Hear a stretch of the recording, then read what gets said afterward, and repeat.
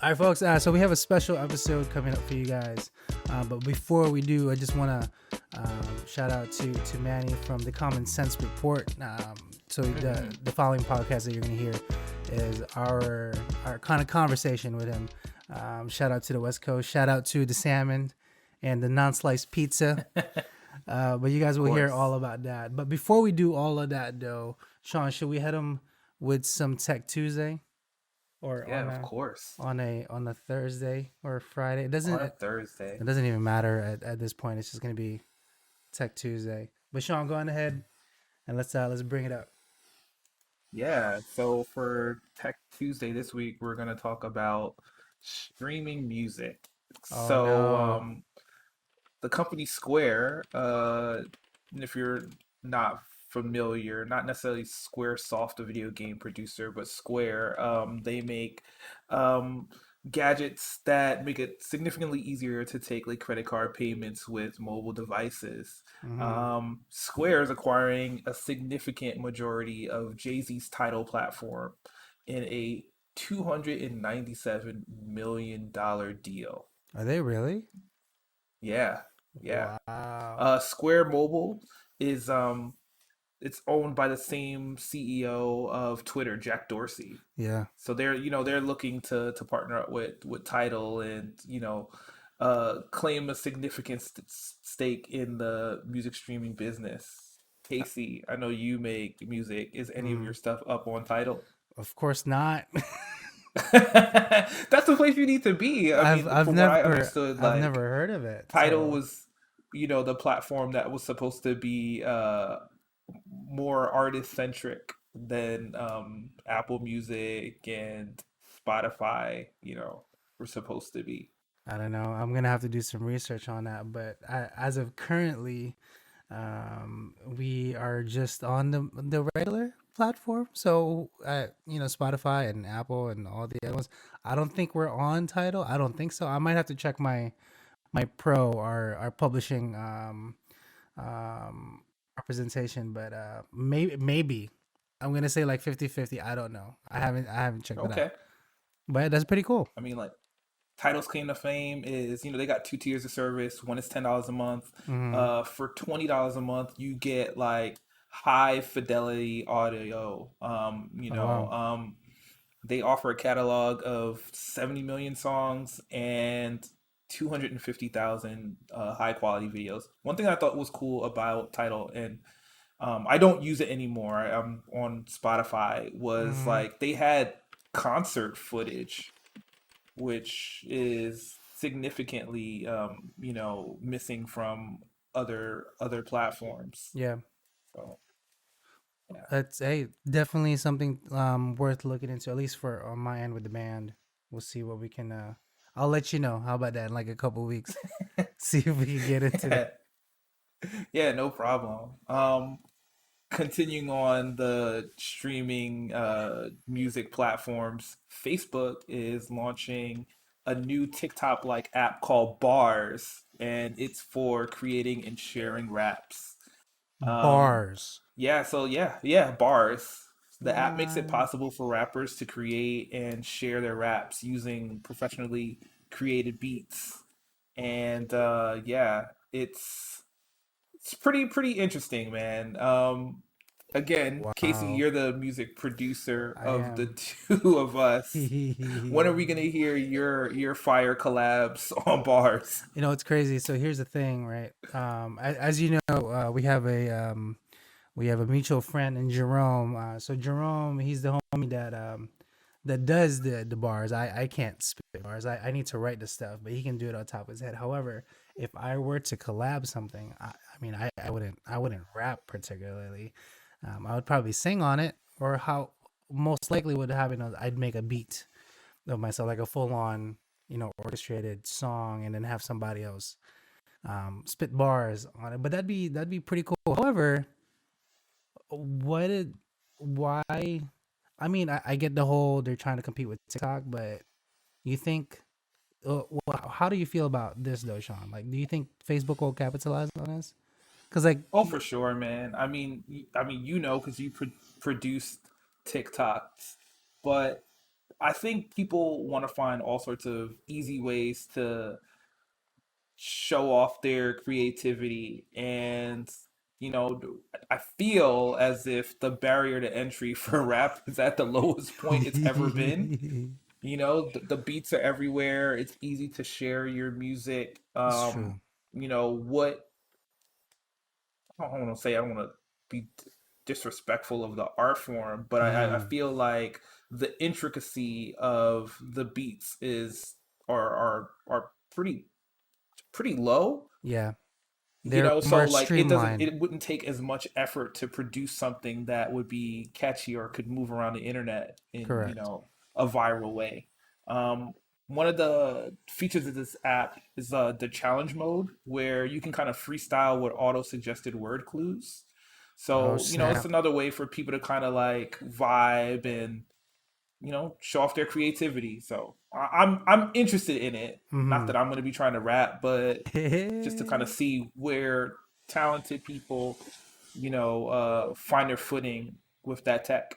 This has that '90s vibe for me, that early '90s vibe where people with the boom boxes carry around and they just lay some cardboard out and just start, b-boying like out of nowhere. That's how I feel about it. Like Yeah, it's man. just gonna be. I mean, literally, you know, your phone is the cipher, right? And I guess you can just kind of It's like true. pop in and, you know, kind of see what, you know, what is the beat du jour, and kind of spit, and maybe you get, you know, noticed, and maybe it'll turn into something. But at the very least, it, you know, it provides an opportunity for people to be creative, and I think that's what the internet's all about these days. Got it. Sean threw out a big name, big word there. Du jour just means, more specifically, in cooking terms, more referencing to soup. So soup du jour would be soup of the day. Would be. Yes, yes, I'm yes. trying to be slick there, Sean. I got you. I'm with you, bro.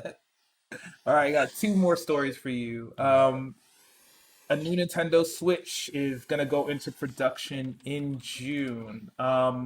This variant of the Switch is going to have a 7-inch screen as opposed to the 5-inch screen on the Switch Lite and the 6.2-inch screen on the current Switch. And it's going to have an OLED display, Mm-hmm. as well as the ability to display graphics up to 4K when it is docked. Wow. Yeah, yeah. You can expect this to potentially hit stores sometime in the end of the year. I would assume they would be trying to get it out in time for the holiday season, Mm-hmm. but definitely as late as March of next year, you should be able to get this in your hand. Yo, Nintendo is just capitalizing on. I think they have like the best handheld tech, like at For currently. sure. Like it's nuts. It's a full on system on, just that big of a thing, uh, and you can dock it and it becomes a whole console pretty much. So shout out to Nintendo, man. Yeah, I mean, I'm definitely the hardcore gamer of the two of us. I mean, Mm-hmm. I won't be picking this one up, but hey, if you have yet to get a Switch, this might be something to look into. I mean, the catalog's there, Yeah. the technology is rich. Yeah, it's pretty dope, pretty dope. Wow. And my last story for Tech Tuesday this week is Honda is going to start selling the world's first level 3 autonomous car for about $103,000 in starting this coming Friday. Yes. So What? there are different tiers to car autonomy, and what makes level 3 specifically interesting is that yeah, it's the car, you know, is Mm-hmm. programmed to take direct control of acceleration, braking, and steering when the car is in like congested traffic. And yeah, and allowing the driver, in theory, to do other activities. Um, and that's when the car is traveling under 30 kilometers per hour. And as soon as you hit 50 kilometers per hour, the system is going to urge you to take control of your car. The reason Oh. why they're, you know, talking about this in kilometers and not miles is because these cars are going to be launching in Asia first, and Mm, before making their way over to United States. wow. Yeah, yeah. Competing We're with we're we're getting there, man. We're competing like with we are Elon we are himself. getting there. I dig it. Yeah. Yeah. Yeah. I mean, if Just he it's crazy to think that controlling your car directly will be um a luxury at some point in the future.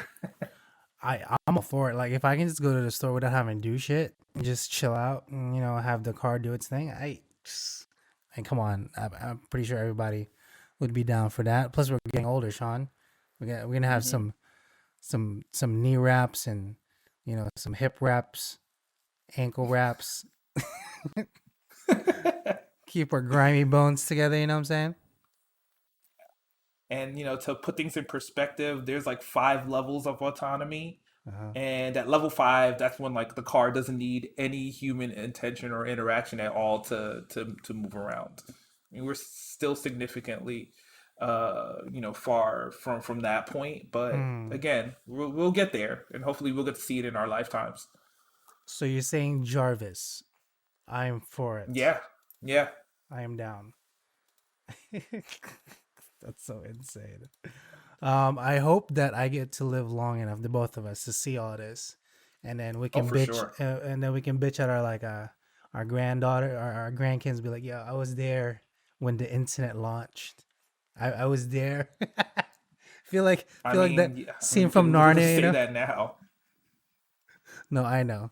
Like we literally are the we were the in between kids, and we grew up literally as it boomed up, and we still had the tail end of the older generation. So hey, I feel privileged to be alive during this time. But yeah, that's pretty cool, man. Thank you.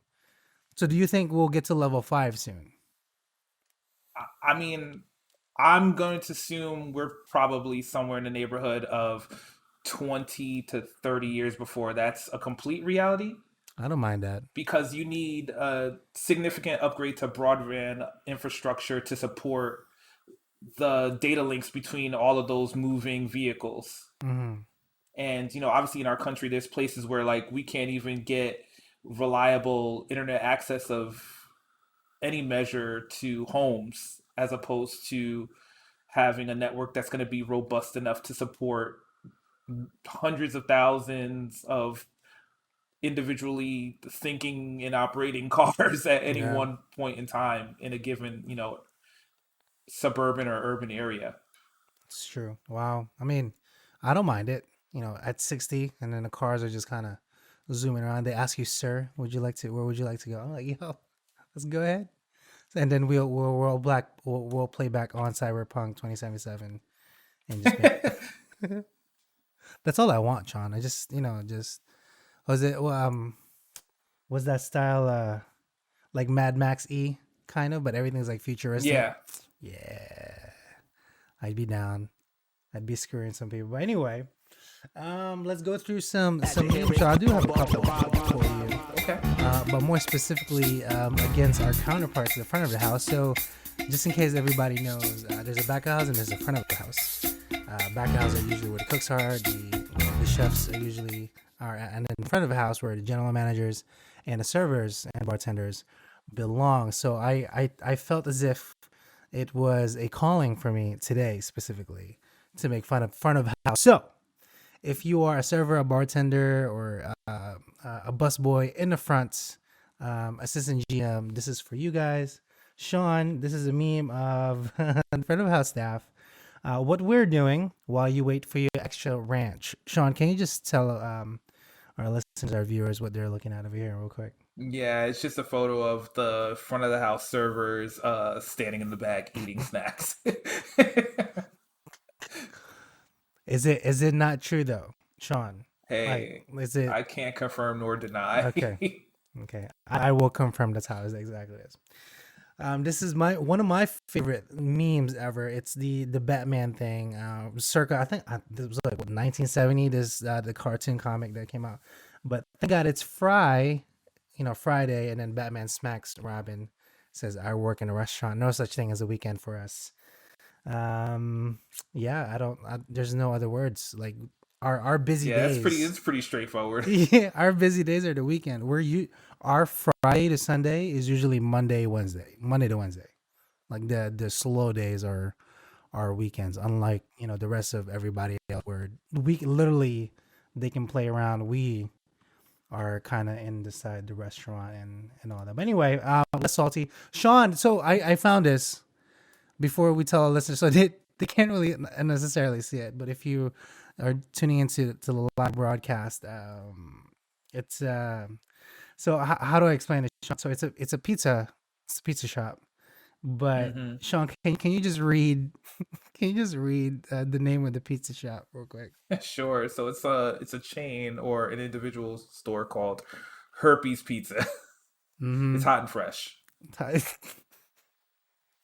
Yeah. Can we just like I urge you guys to watch the video format as much as you can, because we don't make this stuff up. I somewhere in the US that this is actually um I don't know. Maybe it's I don't want Yeah, to I'm look it looking up. at that. I don't want to look it up. Yeah, I'm looking at the telephone number in the window. It looks a little It shady. doesn't look like it's too many numbers to be here, Yeah. but that is an unfortunately named But look, restaurant. hot and fresh herpes pizza. Okay, moving on.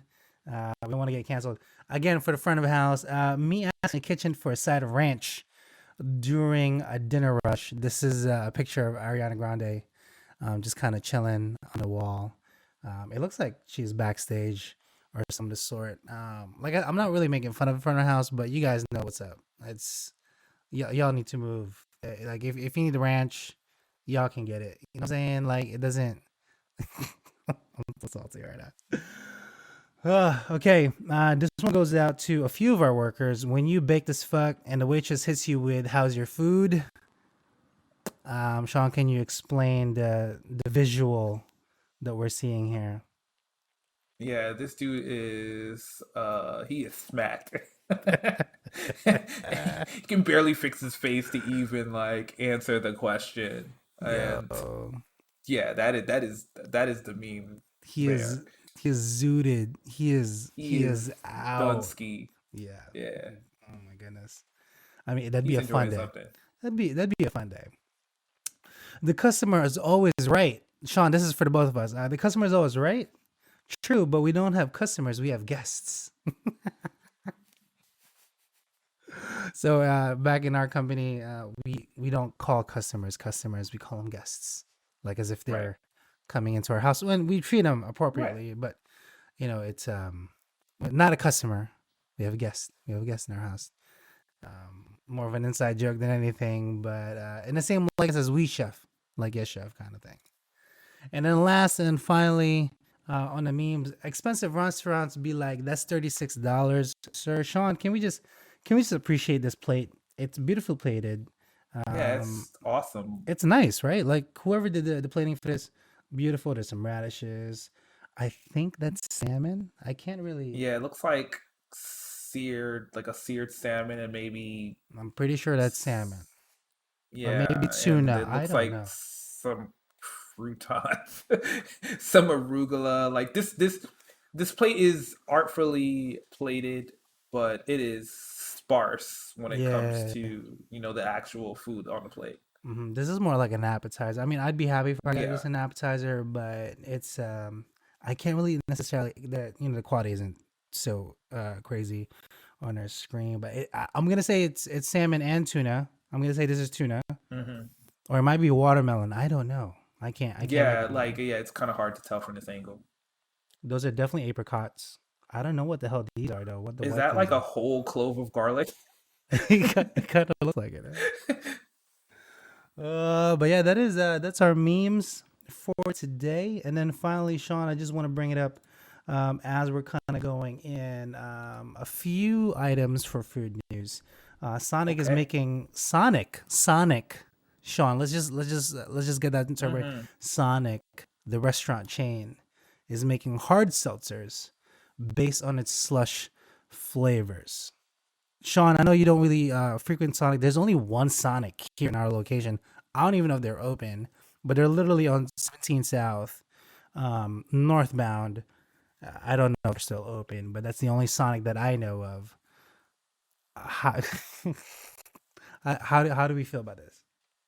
Um, it's interesting because th- Sonic is not. I mean, it definitely is a chain that has some penetration here in the Northeast, Hmm. but But I like, would not not enough.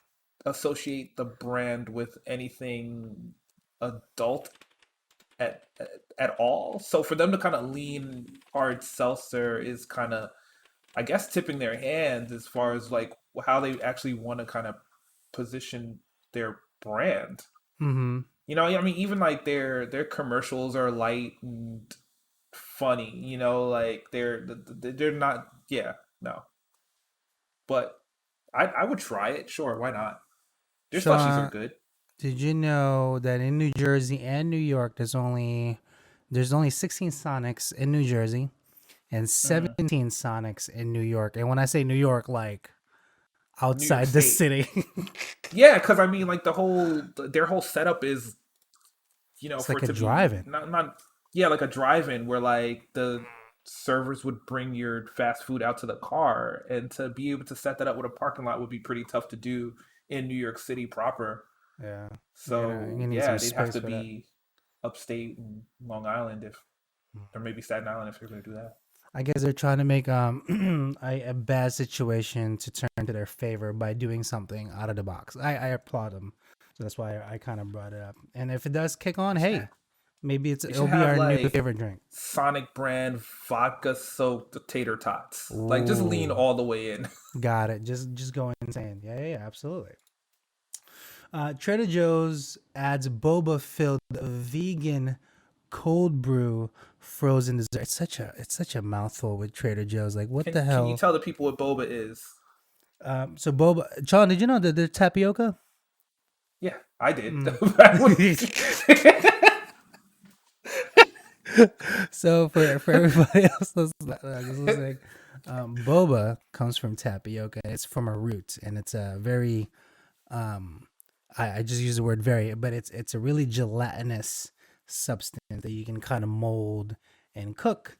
Usually, if you were to buy tapioca balls or pearls, as we call it, it's dried, so you have to boil it and cook it for about 12 minutes or so, and it rehydrates, and then you can have said boba, as you would call it. But Trader Joe's is adding its own vegan cold brew frozen dessert. So it's like their thing to an ice cream, like an extra texture, I guess. I don't know. I don't know hmm how I feel about this. Maybe it's like marshmallowy. I don't know. I need to like try it. But are you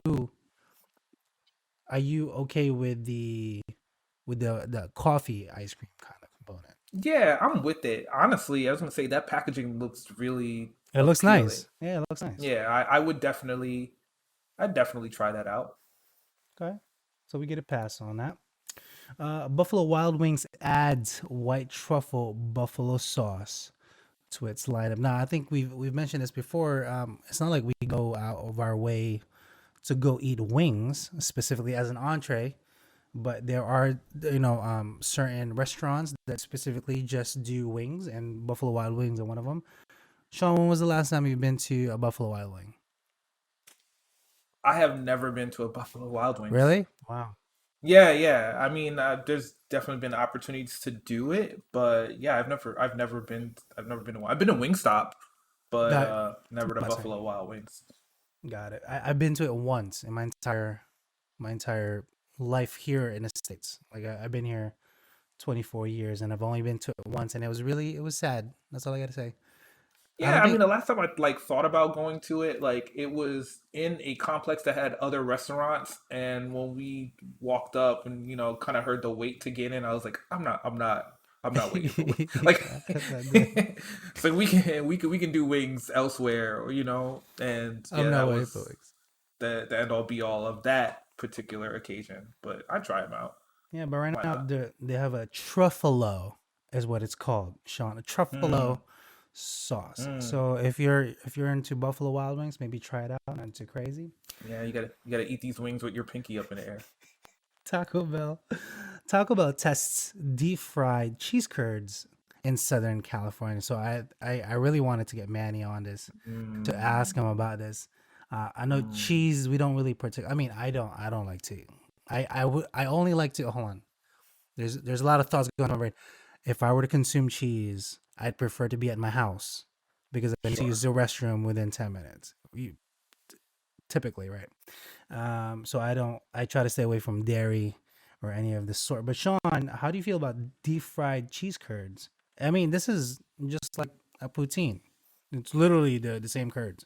I'm assuming. I mean, I'm with it. Like I feel like there's a shared menu that all of the American fast food restaurants kind of share. And it was only so much time before Taco Bell decided to sell mozzarella sticks in the way that they could. So shout out to them for, getting on the gravy train and trotting this out, see No. how it works and if it makes it across the states to us on the East Mm-hmm. Coast.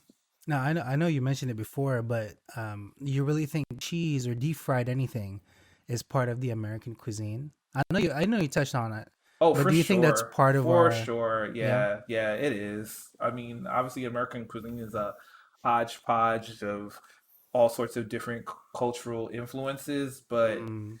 man, Americans will figure out how to slap some cheese in, on, around, through, shredded, powdered. They'll figure out how to get it going. Mm. Got it.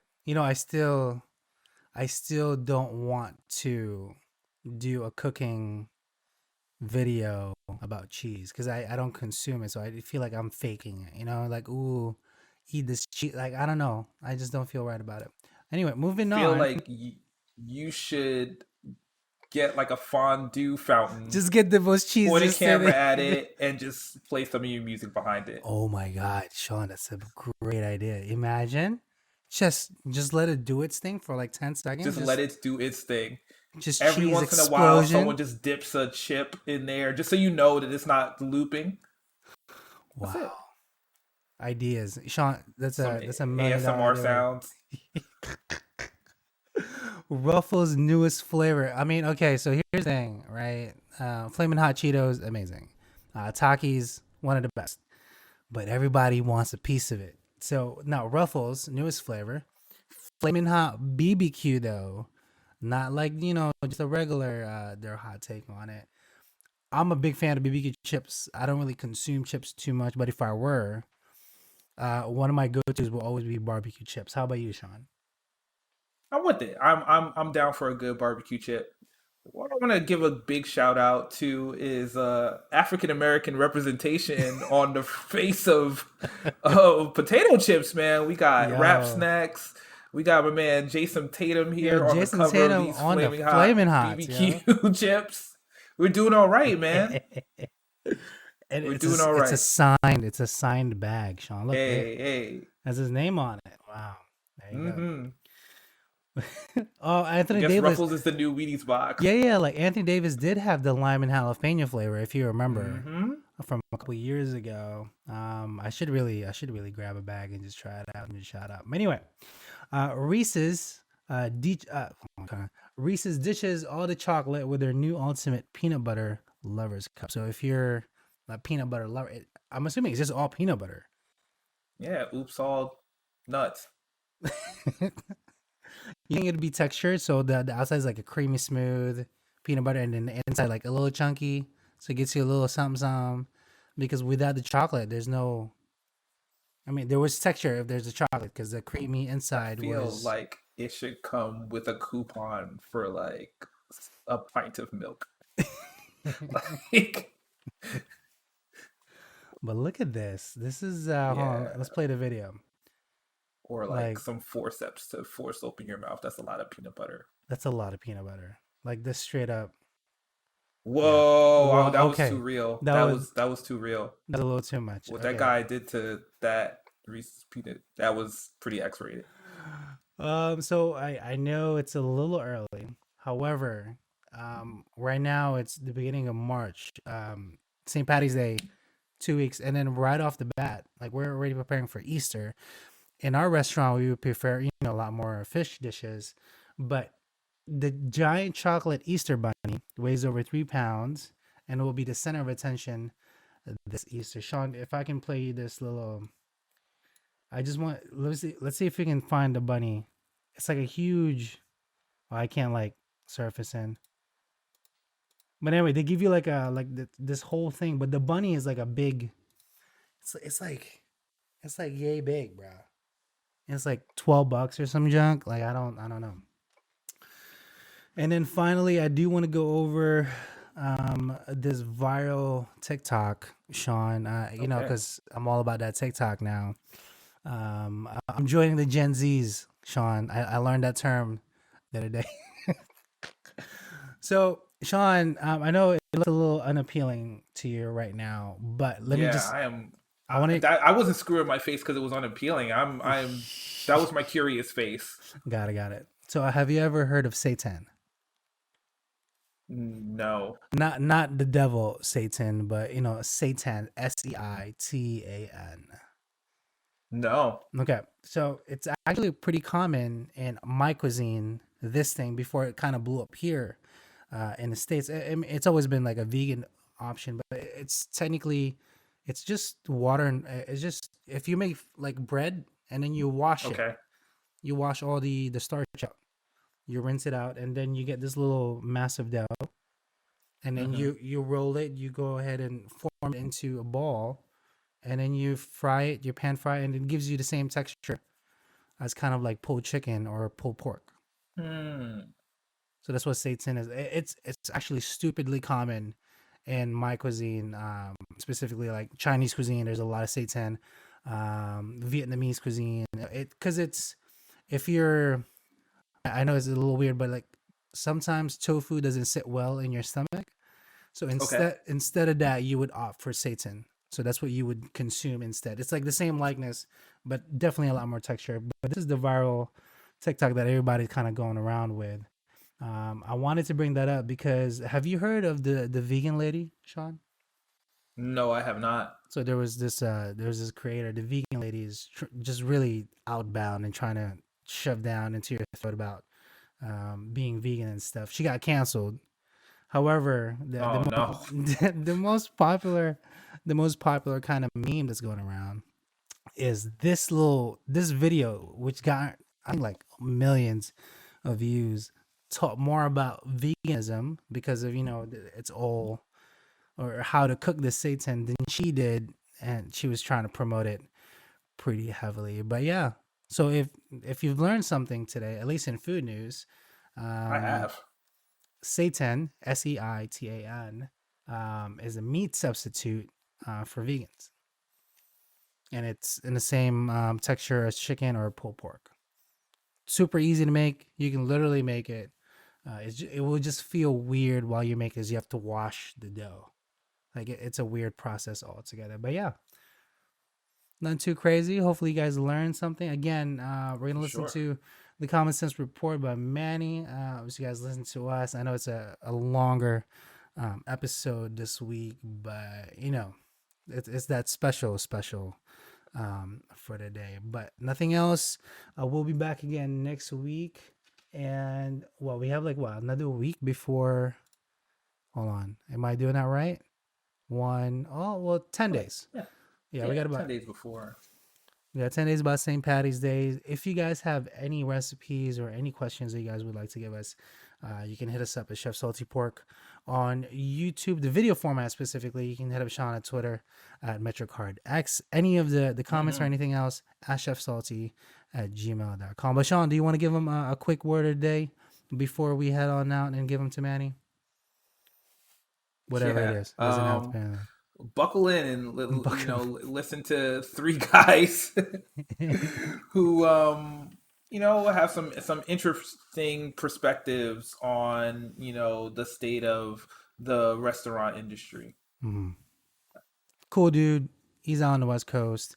But yeah, definitely we'll link all the information down below to check him out. But other than that, Peace out, internet. All right, welcome back to another episode of the Common Sense Report.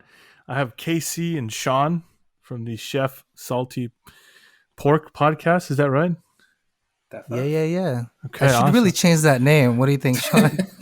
I actually like it. It's like it was like easy to it. I find you like it. guys. I No, like I it. know, I know. Yeah, it's distinct. It is So a super distinct name. so tell us about you guys' podcast. What do you guys cover? And then what you guys are on the East Coast, is that right? We're in the East Yeah, we Coast. are on the East Coast. I think to put it simply, it's Sean and myself's brain just kind of splattered because so we work together. We've been working together for so long, and we just talk about different shit. Like usually, at work, you don't talk about work. We just kind of do work. So like, hey, what's that new game that you kind of been downloading? Because Sean will tell you eventually at some point in his podcast that he hoards video games. Oh, Is that man. true, man? What? Wait. Yeah. So, well, we'll get into that in a second. Hold on. So he hoards video games. I love video games. That's kind of how we kind of got together, and started building a relationship that way. But also, I really love tech, and Sean has a mini degree in technology, so it's like my best friend. So that's how we kind of got into it. And then obviously we started a podcast. Did you guys meet at a certain job? The same location. Yeah. We grew up in the same. I think Yeah. 7 years together, right? Pretty much in the same. Well, 5 years together because you came in a couple. Man, wow. Yeah. About 5. Yeah, because I was about 5 there and years. then I left and then I came back. So yeah, let's say 5 years or so working together. Mm-hmm. And then we started a podcast at inside that point, the. Casey had more I'll go for in it. the closet. In the closet in our liquor Yeah, I room was gonna at say, the restaurant. Casey has a few more years in the industry, than or in the hospitality industry than I do. But when I met him, it was like we were like fast friends. Like I totally got that this dude was vibing on the same wavelength, and I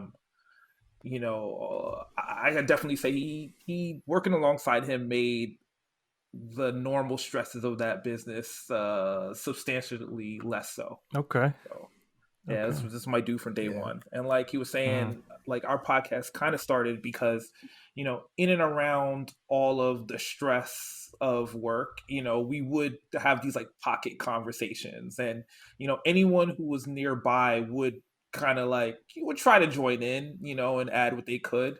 And eventually I'm just like, all right, man, like we need to record this. Like, Yeah. I mean, even if it's not for anyone, just for each other, so we can like kind of flesh out these thoughts, because it's cool to be excited to kind of talk about your your likes and your passions and your hobbies, and with someone who really vibes with you. Oh, absolutely. So, on that note, I just want to say, I only have like one or two friends, in real life. And I always wonder, because you guys are such good friends. Like, how do you, as a guy, like, there's guys that I've met and I'm like, fuck, that guy's really cool. I wish he was my friend. But how the fuck do you just say that to somebody and not look like a fucking Just weirdo? reach out, I guess. You know what? I think it's funny because I definitely have a story about that. But I think it just happens. Like, you don't force it. Like if the opportunity for you to build a friendship beyond what other circumstances it's kind of brought you together, it'll just happen. I think maybe the world would be a better place if people were kind of able to step past that vulnerability and say, hey dude, I like you. You know what I mean? Hey, like, but I feel like people do it in some ways. Maybe they'll say, "Hey, man, you want to go for a beer?" Yeah, exactly. Like, or whatever, right? Like, let's do something other than this thing, and then you go from there. You just kind of check the vibe. But now I definitely understand what you mean about having a shrinking roster of friends. I mean, you get older, you got responsibilities. It's tough to kind of find those pockets. No, absolutely. Especially in our industry, or well, to socialize in the food industry for sure. I mean, how long have you guys been in the industry? I know before we came on, Sean, you were telling me you're on your way out, or on an exit to something different.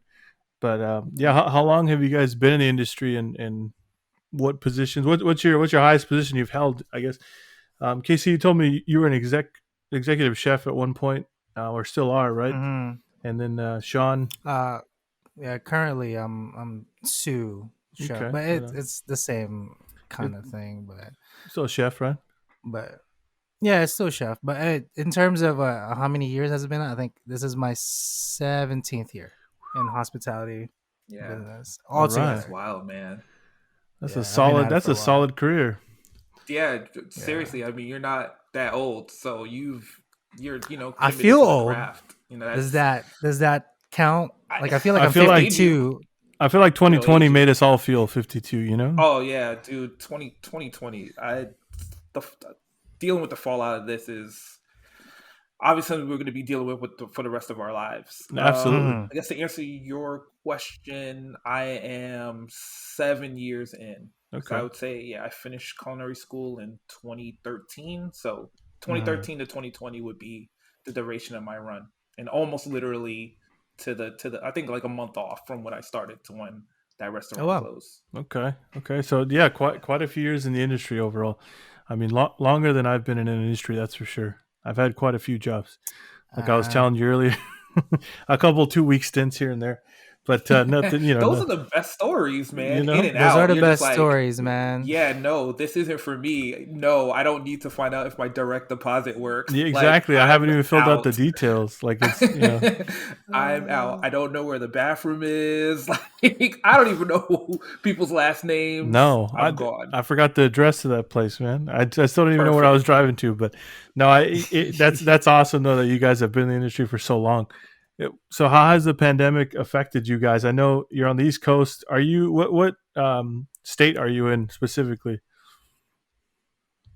Sean, Casey, I'll man. go first. So I'm in Jersey, right? And so here's the crazy thing. Sean lives in fucking New York City. So this Oh dude would trek damn. over. Yeah, he would trek over to our restaurant, which took him like an hour and a half. I'm like, bro, just fucking find a job over there at your side. But at the same time, I get it. I get it. Like he wants to see this beautiful face. I get the whole thing. Okay, okay. Um, Hey, it's worth a lot to me It's all to love. be able to work alongside people that I yeah. generally like and want to care about their development, and I know that they care about my development too.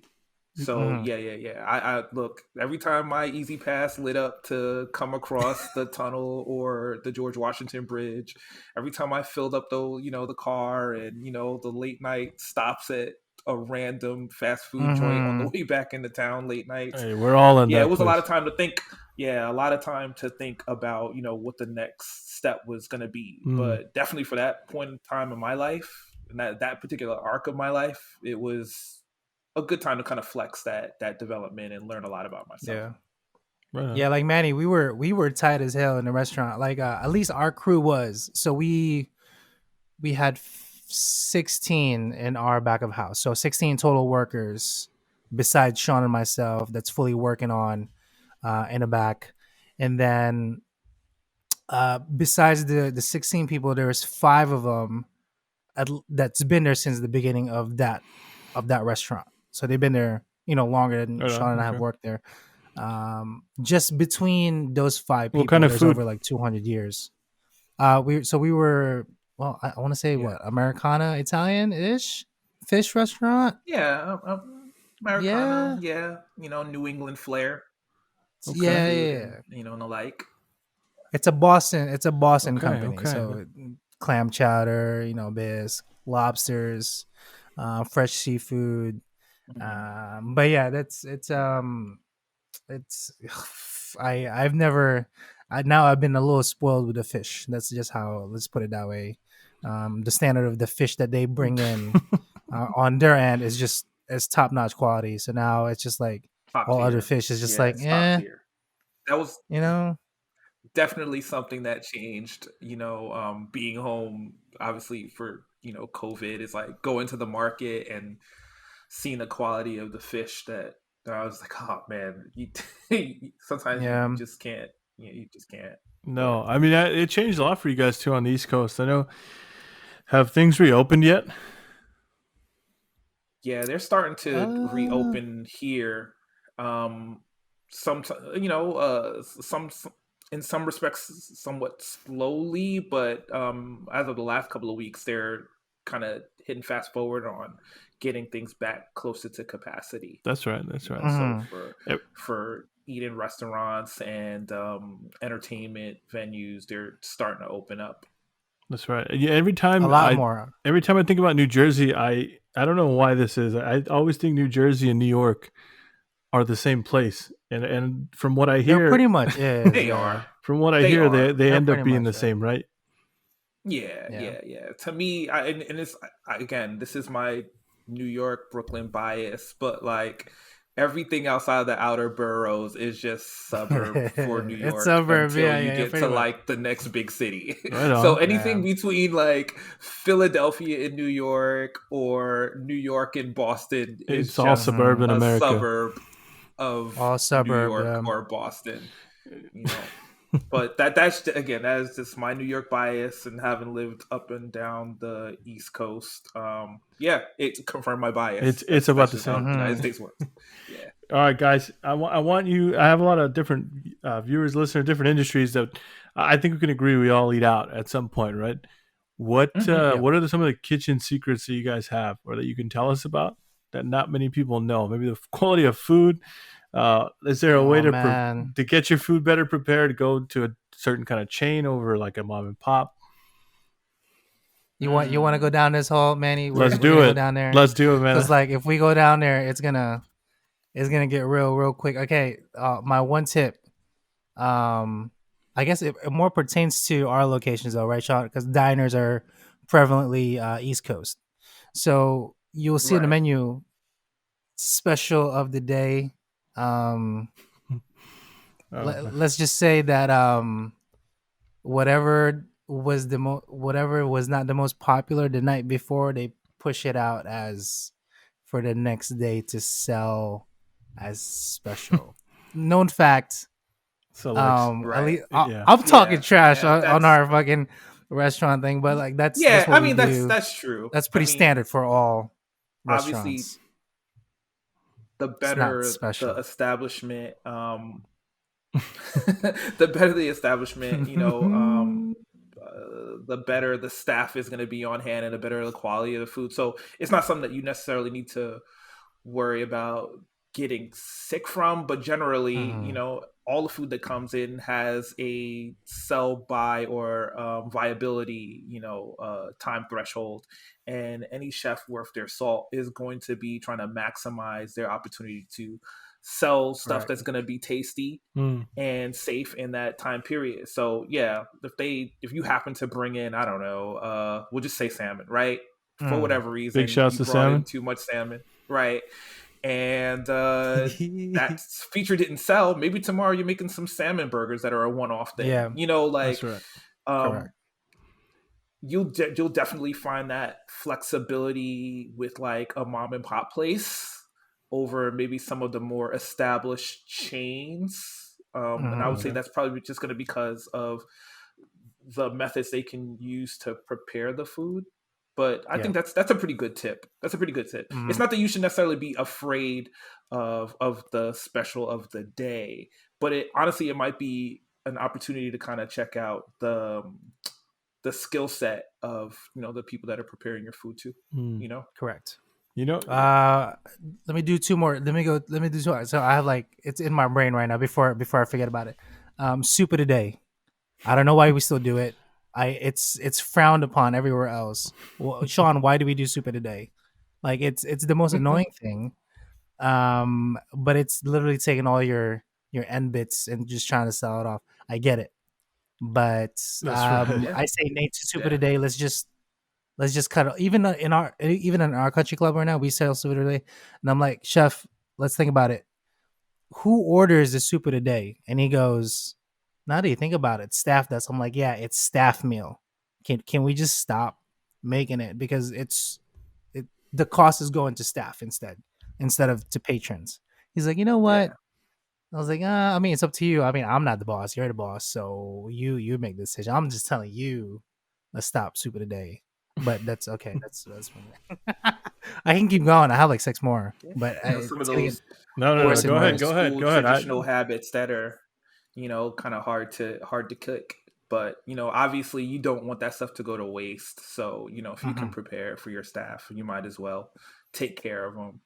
But yeah, generally that's where that stuff, those menu items kind of appear from. And you see, and I say that because you see these shows, and of course everything's always like amplified, right, for TV. Of course. But you see shows like Kitchen Nightmares, right? And of course these are the ones we see, but like I can only imagine, right? How many mom and pop shops don't keep up to standards, don't cook the food the way they're supposed to, or like you say, they keep the food past when they're supposed to just because of costs. Yeah. I always wonder that, just watching that show, Yeah. and then going to a place that you don't see a lot of people at. You're like, I wonder how long this food's been in the back, stored. For sure. I mean, I definitely will say that since being in the industry, I've definitely got a more critical eye for those things. A lot more. It's one of those things. Okay, well, yeah, I'll say, go ahead. Those things that you might find is rice. Like, depending on, like, all right, so if you're gonna go to, let's say, a takeout restaurant, and it's a place that needs to prepare a lot of rice to have on hand and sell. Well, rice can be cooked quickly, but if you need to open, you might need to start with some rice that you had before, which is fine depending on how it's stored, right? So if it's like cooled correctly and stored flat and at the right temperature, it's fine. But what you might find, and this is something I spoke to some food inspectors about, some places will kind of store their excess rice in like a giant like rice cooker from the night before, and that is bad. It's bad because like rice has like a lot of moisture, and typically it's dark, so, and it's not temperature controlled, so it's the prime opportunity for bacteria to kind of grow. And it doesn't seem like something that would matter, but yeah, if you're working at an establishment that isn't doing the right things, it's like the little things like that can turn into big problems for people really quickly. And, that's right. That could be the difference between food poisoning or just a generally upset stomach, or just something that just tastes a little off, because someone was trying to cut some corners where they didn't necessarily need to be. What are some signs to look out for, Sean? You said that you're a little pickier now that you've been in the industry. What are some things to look out for when you see a restaurant? How can you tell it's a good one? I mean, generally, can I smell? can I? Well, I'm gonna talk about establishments in which like I can kind of see into the kitchen. So let's just think, like in New York City, like we have a lot of like, takeout places. So you can just kind of, you walk in, there's like a little seating area, but you can see the operation behind you. Right. Sometimes, you might see everyone like from paying and kind of taking a step back to like work on the food. But typically what I'm looking for is the cleanliness of the appliances. I need to see things like sanitation buckets. I need to see gloves. I need to see hair nets. I need to see sinks that are unencumbered. And generally that's where I'm going to start to look. And then beyond there, you do a little bit more fine tuning. But to me, if a place is doing all of those things, especially in customer facing ways, I'm a little bit more inclined to believe they're going to do all the other things the right way. Okay. Correct. What about you, Casey? Anything to add to that? You're not going to catch everything. Yeah. In the moment, but those are the things that I look for. I judge by the or how do I word this? So the food will always be the food no matter what. There's some telltale signs that you can tell if it's bad or not. One, if it's overly like viscous. So like let's say you get rice and it doesn't have a sauce, and all of a sudden it's like too sticky and it's gummy, it's probably bad. So some common stuff like that. If it smells a little too funky, obviously don't consume it. The smell is the dead fish, giveaway, right? The smell is like the one thing, dead giveaway. Indicator number one. If the protein looks a little off, those are some normal signs. However, my favorite is so let's say, Manny, what's your what's your favorite restaurant that you used to go to before Corona? Let's just say that. Damn. Let me ask you. You put me on the spot, dude. Or whatever. You know those memes whatever where it's like, you know those memes where it's like, where do you want to go eat? And it's usually the girl that's like, I don't care, and then they say no to everything. That's true. That's me. I'm in the meme, but it's me. Give me one restaurant. Let's see. Don't judge me. I'm no judging. Panda Express. Okay. All right, I'm officially look. This is a judgment zone. Don't ever judge me. Dude. Don't ever judge me. So you go to Panda Express. I love Panda Express. You don't ever judge me for that. Big shouts to Panda. Is there usually because I haven't been to a Panda Express. Here, I'll do a different one. Nah, we'll go with Panda Express. Okay, go ahead. We'll go with Panda. Is there usually somebody on the counter? Always, man. There's always like these teenage girls or boys. Perfect. So here's my one thing. So let's not slander Panda Express because Asian. I love pandas. So let's say Sean's ready to lose. Let's say it's my restaurant, right?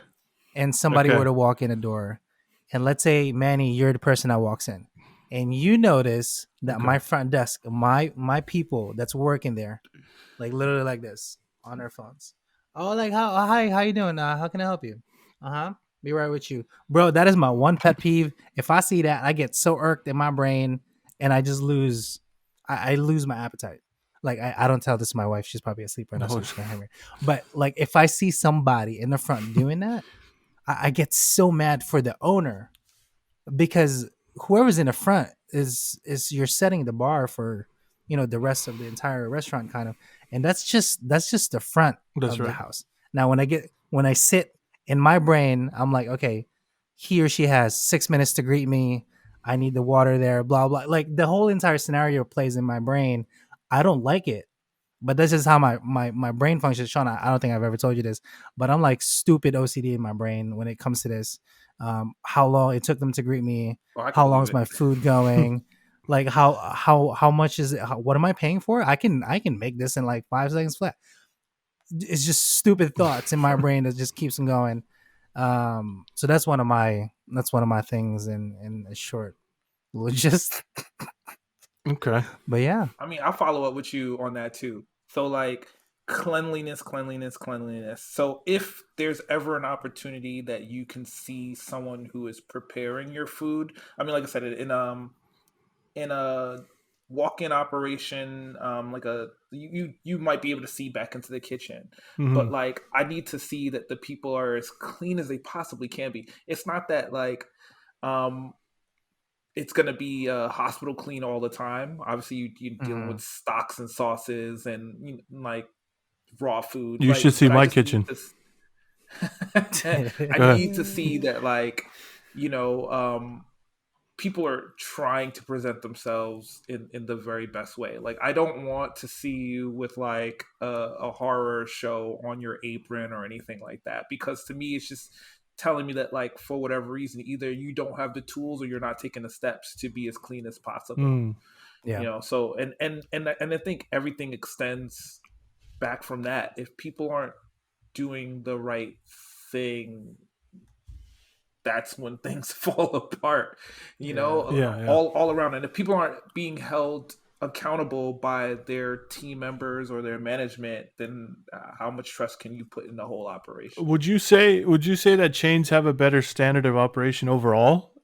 Just because I know there's some places where you go, like say McDonald's, they're whack. I love ordering there. I love going there. Right, I'm not going there for a specific cuisine. I just want junk food.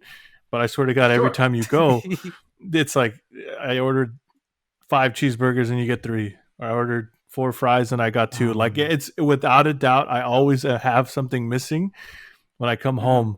So I just make it a habit to check. But I mean, aside from that, like bigger establishments that are restaurants like Cheesecake Factory, do you think they hold a higher standard of cleanliness? It really, really, really, really depends on the management store, and the staff. Management.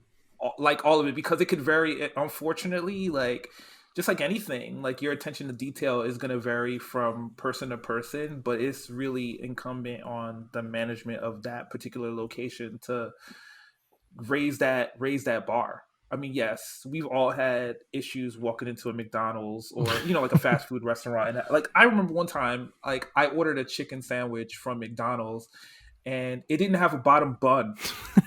Like I opened the box and it was just like chicken, lettuce, tomatoes, hot bun. I'm not ever surprised by stories about McDonald's. You could tell me that there was no chicken and I wouldn't be surprised. Sure. And like, like I had driven away and, got all the way home, and I'm just like, all right, so I guess I'm going to turn this over and eat it open face. Like, I spent like fucking $3.75 or whatever, $4 on that chicken sandwich. But like, for my $4, I was supposed to get a bottom bun. Like, I was supposed to hold that sandwich. I want my bottom bun. I want the whole thing, bro. Like, I didn't buy a car with 3 wheels. I'm paying for. So exactly, there you go, right? Exactly. You didn't buy, unless you bought the Dale, but we get another day. Yeah.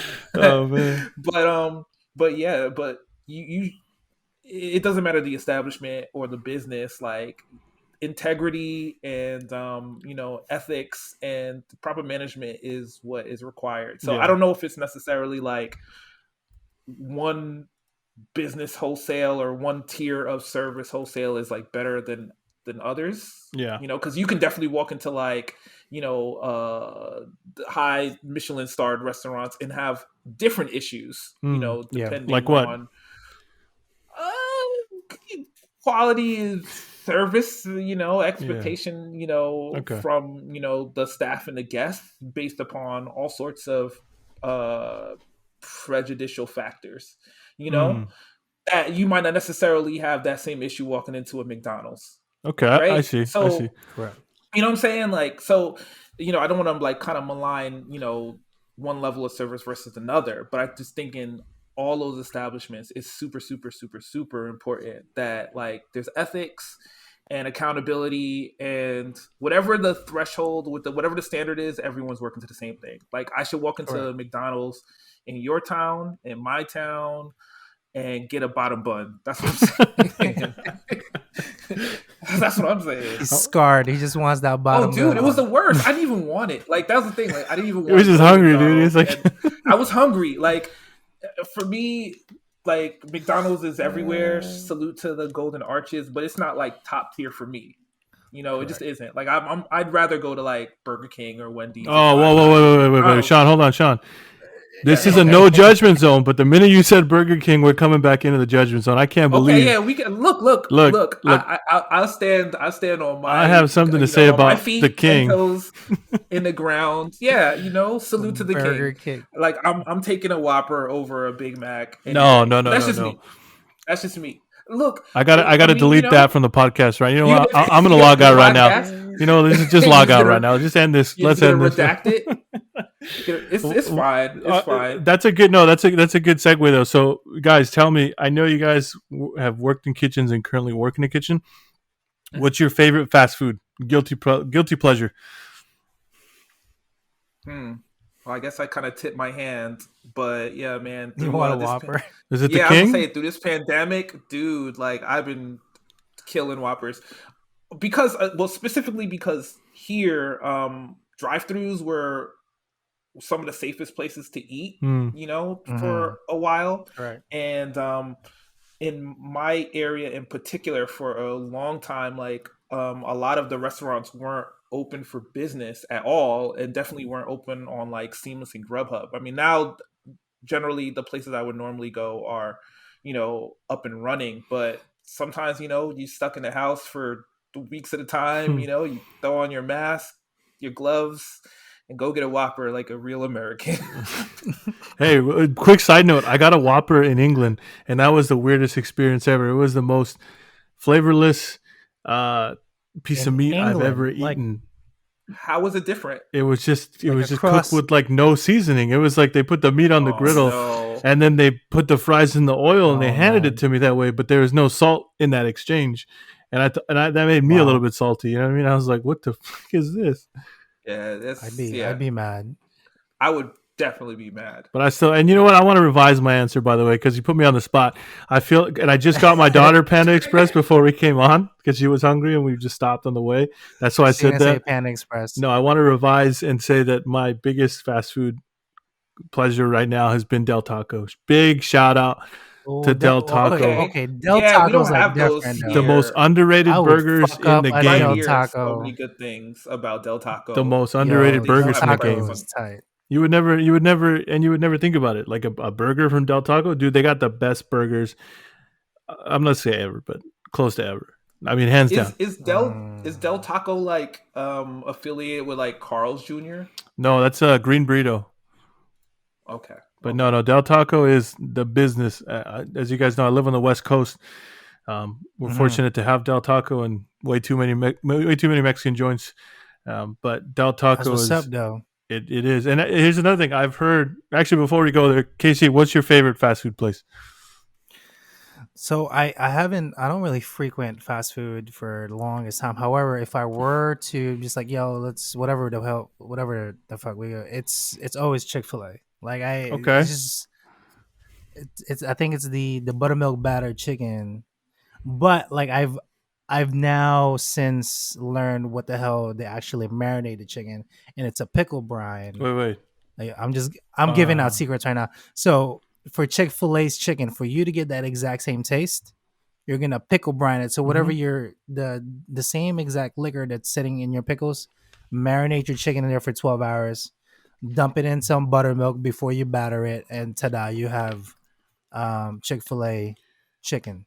So you heard it here first. I gotta say, I'm Chick-fil-A releasing their secret to you. Chick-fil-A is the truth. Chick-fil-A Yeah. is okay. Hands down, I got no judgment on that. I like there's no judgment. I like their chicken sandwich. But that's it. Like that's probably Their the food's only good. We're one like slow to get into like the New York area, but they put one really right fuck with across the anything else. street from the Barclays Center here, and yeah, man, Chick-fil-A is the truth. I salute to them. Chick-fil-A Look, can get Chick-fil-A, aside from all the scandals, they can definitely get it. I don't care what the CEO said, okay? He didn't say it to me, okay? The workers are so nice. You know, I don't agree with him. I'm not saying I agree with him, but the workers are so fucking nice. I ask for how, can I have some sauce? They got Sundays off, so it's like it's hard off, not to be nice if you got a weekend day off in the restaurant That's industry. true. Yeah. I mean, you ask for sauce, right? You go, really can I have sauce? And they go, how many? I mean, where do you go where they say that to you, dude? Like, where do you? Right. Exactly. Like, you go, I'll get 10. Sure. Exactly. You do it at McDonald's, and it's like a drug deal. They're just like, yo, it's 25 cents. Put the quarter on the not even that, dude. On the counter. I'm about to get fired if I give you more than 2. Right? They're like, what are you gonna do with that sweet and sour sauce? It's an extra charge my for fries. I order like 30 nuggets. Don't judge me, people listening. I order like 30, 40 nuggets. You know what I'm saying, dude? It's a heavy night. It's one of those nights. Me a bottom bun. And they give me 2 sauces. What am I gonna do with that? What am I gonna do? I'm just ain't gonna cut it. That's gonna cut like 2 nuggets. Then what's next? That's true. But I mean, Chick-fil-A is great. Burger King, down with Burger King. I hope they go out of business. I can't fuck with them. You know what I'm saying? They're not on this. They're not on my game. They closed. They closed a lot of. Unfortunately, they closed like a lot of stores. But yeah, I'll tell you, like, aside from Burger King, my go-to spot, and again, it's fast food here. Okay. It's a West Indian restaurant in the Flatbush, Brooklyn area. They have a few locations. Fisherman's Cove. They make the best jerk chicken, like the best. I've never had jerk chicken, but I heard it's good. Dude, it's fire, man. I wish I could send you some, but you some can like jerk barbecue chicken. You know what? you can. I'm only on the West Coast, dude. If I was, chatting you up you're on, absolutely right. Hey, maybe you guys can make a trip out here with that chicken, even better. You can bring yourselves and enjoy the sunny weather. We might have to do that, but yeah, that is my local neighborhood restaurant haunt. I do want to give a shout out to my guys on the East Coast. You guys go through seasons, through snow, through blizzards. Yeah. The worst thing we get here in California is like it gets hot, right? And it gets kind of cold. Like right now, it's kind of cold, like 55, I think. Mm-hmm. And I'll put on a sweater. I guess it depends where you are in California, though, because per capita, California gets the most snow out of all the states. Because if you just go up north some more, it's we don't consider that California, though. we don't consider that. Up north isn't California. It's like South Oregon. Yeah, it's like South Oregon. It's just weird. It's just odd. It's just like this odd place where, like, I don't know how it came to be, but it shouldn't be part of California. They don't really participate. But yeah, we do get all the seasons here. I feel like the snow from that last blizzard just finished melting. I have to jump my car. I still haven't moved it in months. I still have some remnants here, not too crazy. It was fairly warm today. It was like 47 for the entire day. Yeah, so it melted most of it. That was warm. Yeah, that was warm. I mean, yesterday it was like 28. Oh no, man, I'm good. I keep the house here at 72. Don't judge me, dude. 71 on a bad day.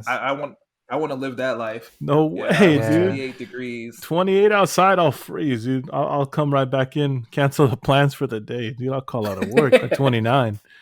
28 degrees is crazy, dude. Yeah, you put on your hoodie, some thick socks, handle your business. Going about your day. Yeah, exactly. Right. That's like a normal day, pretty much. I have a friend I get it. Just depends, I have a friend in Texas and this is what I'm worried about with global warming happening and climate change. That dude never plowed snow in his life. He never had a generator. They got fucked up, dude. He got blown by snow, dude, all over. I could believe it. And now I'm wondering, like, damn, should I buy a shovel? Because like I've never been around snow, dude. Like but like now, that shit could happen here too. Yeah, I think you guys would be okay. Though. It's funny how like, depending on where you are in the country, like you'll have a completely different snow culture. Like when obviously it snows here in New York City and New Jersey area where Casey's from. But like for the few years I lived up in Boston, like it snows up there so much that like for people that are gonna like park their car on the street, it's like completely legal if you dig out a spot to just mark it with something. Oh, is that right? Because you dug it out, right? Because you dug it out, and it's like such a thing. Like I remember the first time I was like trying to like park my car, I was like, why is there like a kitchen chair in this seat? I'm like, I'm gonna move it. And dude's like, dude, get the fuck out the way. So I don't know if he's about to catch hands moving out of the way. Yeah. But like they deal with snow. They deal with it. They just get through it. Like everything is relative. Like you said, like 72, and you're like, yeah, nah, man, I can't have it any other way. And for us, like it was like 50, and I was like, yo, man, I might have to put these shorts on, man, and see what it's like outside. That's what. Yeah, I'll be wearing. It's a little warm out today. I'll be getting some joggers on and like a sweater at 52, dude. No way in hell I'm going out with shorts, dude. I can't. You never been cold weather. I have, but I don't like it, and that's why. And it's probably because I was born here. I was born in California, so I've never, I've never lived anywhere else, and cold weather's not for me. But it's like, imagine if someone was born in Hawaii, and then you move them to downtown New York, or you said you're in Brooklyn, right, Sean? Well, yeah, I'm here in Brooklyn, and then the snow comes. I was born in the Philippines, so. But like, say you grew up there, right? It's not for me too. I did, yeah. No, I moved over when I was 12, so it's like, so I came over in 97 in December, LaGuardia Airport. Bro, it was snowing outside, and I had a tank top and shorts on. He came in like Johnny Tsunami. Yeah. My brother and I were like, "What the fuck is how? Why is it so cold outside?" I think it was like 19 degrees outside that fucking day. I was just what the hell's going on? My mother came out with like jackets, like wrapped us around. But anyway, different story for another day. But yeah, it's I still can't get used to the cold. It's still a little chills to my bones a little bit, so I'm all bundled up. But today, I mean, we got plenty of chef positions out here, man. If you ever, it's funny. Everybody's hiring. Eventually, the economy's doing just fine. Eventually, in warmer weather, I'd like to be, because it's much nicer. Do you guys want to settle down in New York? I know, Sean, you were mentioning earlier you have a daughter or a son. Yeah, I know you have a child who's in there too. I have a daughter. Yeah, I have a daughter. Do you want to settle down on the East Coast, or? Yeah, I mean, yes.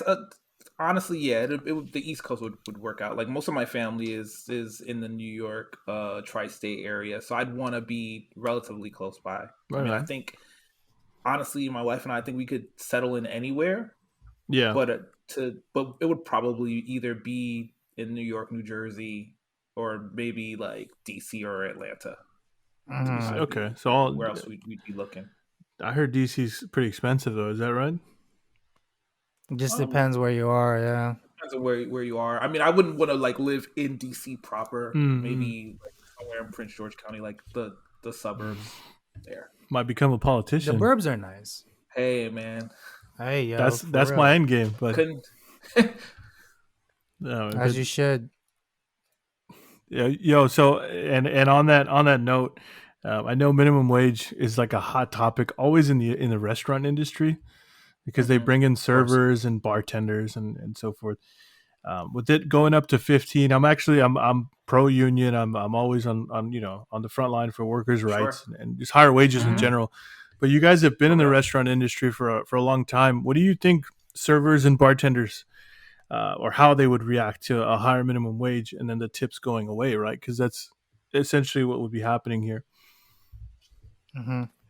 Um, I mean, personally, like Mm-hmm. I again, I would be for it. I think that the system as it currently exists is pretty flawed. Yeah, absolutely. Yeah. It's like your people. People are committing, full time work hours and not being, given the same protections and financial security that other people are entitled to, and that is a problem. Yeah. And if their work is only going to be compensated by someone else's gratitude, Yeah, but exploited by a company, or like it just seems fundamentally flawed. mm-hmm. But I Mm-hmm. know that like it would be hard for a lot of like people established in that space to kind of change that thinking. But ultimately I think that having a $15 minimum wage or even higher Should be would higher. Yeah, Should be be what higher. what Should what be higher. what everyone needs. Like Yeah. like it's just, I don't know.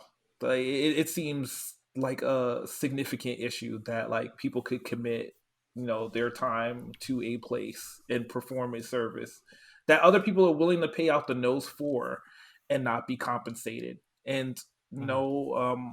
some places will tell you, oh man, the margins wouldn't work. It's like, well, again, it's time to like take this opportunity mm-hmm. to reimagine your product and figure it out. Like, Correct. you know, but that's my position. And Okay. again, I'm trying to leave the industry, so Mm-hmm. I I'm guess trying to stay I'll in it, yeah. and I'm pro for it. So Yeah. before I came over to the States, what I can recall from the Philippines was, or at least Asia proper, is nobody we there was no such thing as tipped. Everybody was hourly.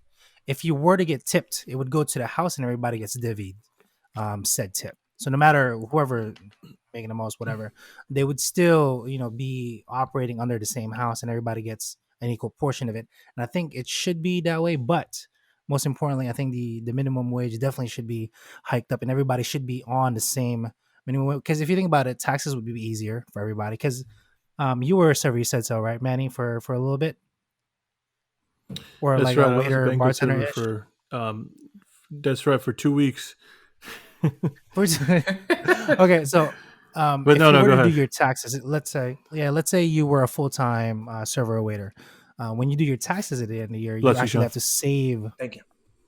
Yeah, you actually have to save the money and figure out your taxes beforehand, because you would have to front it after you were doing it, unless or rather, if you were hourly, it would automatically be taken away from your pay already. So it's more of a less of a headache, because it's always, I'm telling you right now, during this time of year, January, February, all the servers are freaking out and be like, oh, I didn't put away the money. Now I got to make up for it for before That's tax right. season comes in, and then they're freaking out. They're like, oh, I should have put this away sooner, etc.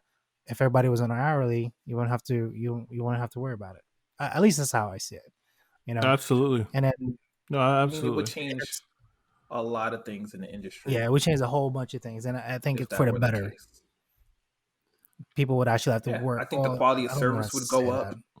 Yeah, it's such a divide between the two houses, front of house and back of house, that I think Sean, you've Mm, heard me say this to some of our servers on Saturday specifically. It's like, I swear to God, if I hear you guys say, "Oh, I only work 3 hours, I made this much money," in front of my cooks, I will literally boot you out of my kitchen. Like I don't want to hear that shit because these guys That's have been where here since 8 that's a o'clock in good the fucking point. That's morning. a good point. Right. Yeah, I don't want them I to mean, hear but even how that much you sucks. made. It's just like, I mean, not that. I mean, obviously there are sales. There are a lot of sales jobs. You know, I don't know what's the best way to say this. Like, you know, they're the lifeblood of a lot of different industries. Yeah. But when it comes to being a server, like, you know, managing that opportunity cost is just like it's tough, right? But and because of that, like sometimes your staff can be kind of adversarial. You know, they're like, oh man, I didn't get enough tables. This person is being seated as a priority, and I think, you know, if people knew for sure that they were going to come in and they were going to work for X amount of hours and be guaranteed that, and it was livable, you know, then you would find the individuals who would be willing to work with those with that in mind. Yeah. And I just think that like the quality of your service would and would be better. That's right.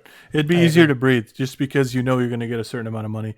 And no, and just to clarify, I'm on the same page. I'm actually for a much higher minimum wage. I know adjusted for inflation it should be around 25 an hour, 24, 25. Yes, for definitely. Sure. And that could bridge. Again, like, oh, sorry. Go ahead. Yeah, I was going to say like $15 in New York City is nothing. It's nothing.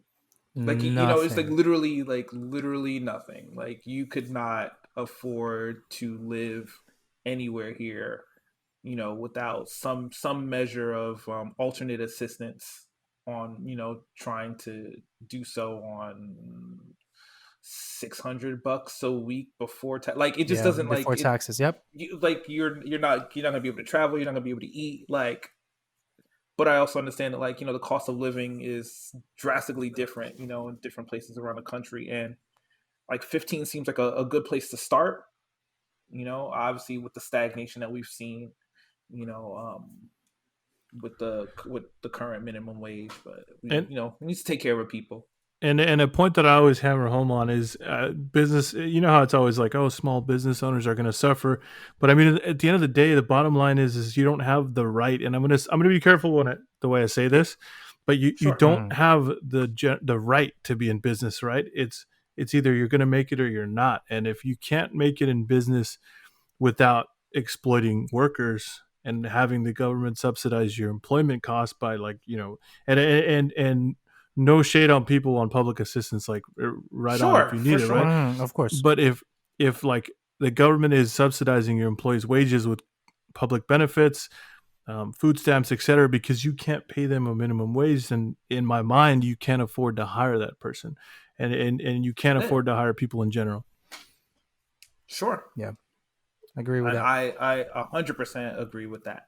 It's, you know, again, it's about figuring out, like, you know, changing your business model so that you give yourself an opportunity to thrive in hopefully a market that's going to receive whatever product or service that you're putting out there. Yeah. Again, it's like you said, it's not guaranteed. No, absolutely not. And as much as they say small business is going to suffer, you see other countries. I mean, let's go back to McDonald's really quick. Shout out to the Big Mac. They call me Mr. Big Mac. They you know, they have McDonald's in fucking first world countries that have socialist. I forgot to say it exactly, but they're not socialist. They have a social democracy. There we go, where you have you know, paid benefits for everybody, and the workers do make $20 an hour. And what, the Big Mac is not much more expensive than it is here. People exaggerating a $20 burger, my ass. Sure. Fly overseas and it'll be like $1 more. Yeah. Again, that's all it takes. 100% agree. You know, it would require, you know, kind of setting this baseline for, you know, the expectation of businesses and of employees to kind of change and then go from there. Absolutely. And I talked about this on the last podcast last week. It raises the floor for people. It doesn't cap anybody, because I know I have friends that Well, not many, but online I have plenty, and they're EMTs or whatever. They're in specialized trades and they're not being paid enough. And you always hear the argument, "Well, I only make 17 an hour. What's going to happen to me?" You should, when in reality, you should be making more, and this will help. That's exactly it, right? Yeah, like it's just that. It's just like you should not be struggling if you're producing, work. Absolutely. In this country, like it flies directly in the face of all the, obviously pre-COVID growth that we see in all sorts of different sectors. No, absolutely. And Casey, would this help bridge the divide between the front and the back of house? Because now you have cooks making about the same. Obviously, tips will maybe never go away, but they won't be as frequent. You have cooks making the same now as the server up front. Would that help?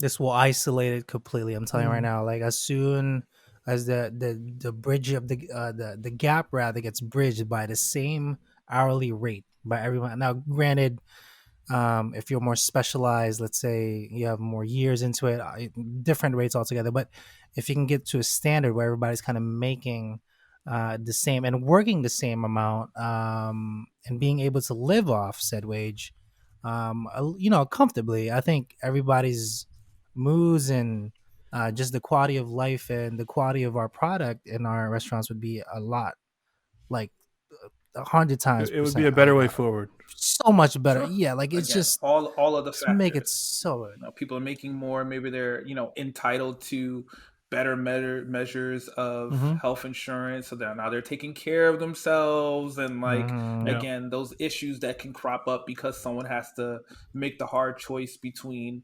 missing that opportunity cost and taking care of their their personal health, like probably come into question a lot less. Yeah, absolutely. Or health insurance too. I mean, health it's always tied to a job, but like if it's nationally available, then at that point, who's to say you have to stay at that job? It sucks. Okay, move on.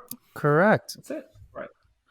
Absolutely. But I think you'd find people who would want to succeed and thrive in those spaces if they knew what 100% what they were walking into. When I retire, when I'm like in my maybe late 50s, I want to start a sandwich shop, dude. I want not a sandwich shop, sorry, a food truck. There you go. With sandwiches. Okay. A food truck. Like I said, they call me Big Mac, Mr. Big Mac, right? I don't know what the name would be of the food truck, but no, really, I want to start a food truck with sandwiches on it. Obviously, when I'm older and the kids are gone and they're at college and all that good stuff. But yeah, again, it's all part of the issue of higher wages do lead to a better outcome. It sounds like in the restaurant industry specifically and everywhere else. Now, I wanted to talk to you guys about a statistic on the East Coast of New York. I've heard this about New York, that there's so many restaurants, so many places to eat that you couldn't eat everywhere if you tried to. It would take you, I forgot how many years. It was like decades. Yeah. I mean, definitely pre-COVID, I would agree. I mean, even probably now, that's true. You could still do it, if you wanted to now. But I would definitely believe that to be so. I mean, do you guys have so different pizzas by the slice? Yes. Yeah. So I mean, what? Yo, weird over there in the West Coast, Sean. Like we can. No, we don't have pizza by the slice. You got to buy the whole thing, my friend. I don't have it over there. It's like yes. Sorry, that was a completely foreign. I was like, don't ever judge me, Sean. Casey, I'm feeling judged by Sean here. Take him off the record. Man. What's going on? I was like, wait, if not by the slice, Sean, then how? Sean hasn't been to the West Coast just yet. Dude, I mean, I have. I mean, I've been to LA. No, but like, okay, but Sean, like, did you order a pizza by the slice in LA? Well, actually, we went to this spot called like Biology or something like that. No. That's like the McDonald's of pizza. Yeah. It was interesting because it like kind of reminded me of like Chipotle. Like I liked their line. It was clean. Like it was an interesting concept. I think it was like started by like some tennis player or had seed money from a tennis player, whatever. But yeah, I thought that was interesting. But aside from that, I didn't get any pizza out there. See, that's the thing. Pizza by the slice, I'm envious, man. I want to go up to a place and be like, "Yeah, I'll take a slice." No, they'd be like, "What?" No, by like the tri-state area, like we're the only ones that sell it buy the slice, Sean. Pretty much. Where in Cali are you? So I'm in Central California by Fresno, but we just moved here. Yeah, I'm from Southern California. Even then, I live like an hour out from LA, and there's no such thing. I mean, you can go up to like a pizza joint. I wonder if it's just because of like, I don't know, in the East Coast, like we have like walkable cities, so like going to like you're gonna just bump into places that you can just get a slice and continue your business. Like, Yeah, I don't say like pizza isn't a destination here. It's just it's almost like a utility. Like it's just there's we pizza can get it every block, pretty much. Every block. Yeah. Like I mean, yeah. Like I can think of even right now. What time is this? 11:30 right now. I could probably walk to 5 or 6 pizza stores within 2 minutes. Okay. And get a slice. No problem. Okay. And they wouldn't even be good pizza. But you know what I'm saying? It's just like that's just yeah. It's but it's like, yo, let's get a pie. Yeah. Right. You don't even think about it. I mean, if you do, bring back a slice for me and KC, please.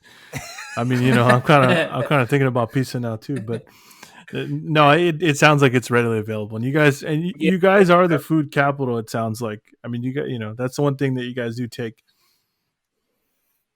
LA's getting there. Yeah. Like the West Coast, it's getting there quite quick. So don't put it down just yet.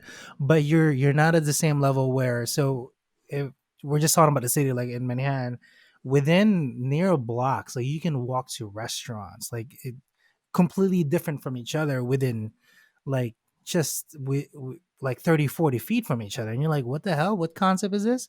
Let's try that out. Oh, what? There's somebody selling sausages over there in the corner. Absolutely. Let's fucking go over there. And it depends per borough, depends per it's so much within walking distance. You can literally walk it, and there's so much to it. Once LA becomes, or you know, the West Coast becomes that, then you're just as you'll be just the same as we are here in the East Coast. We'll be on a podcast talking about all the pizza options we have out here, man. All the people that were so cold, they moved to the West Coast to start making pizza in the heat. Hey, you know what? Yo, you know it'd be crazy, Manny, if you started your own pizza joint right now and sold it by the slice, like specifically because nobody can get it by the slice, bro. I know it's crazy. No, they're not ready. They're not ready for by the slice. Like what?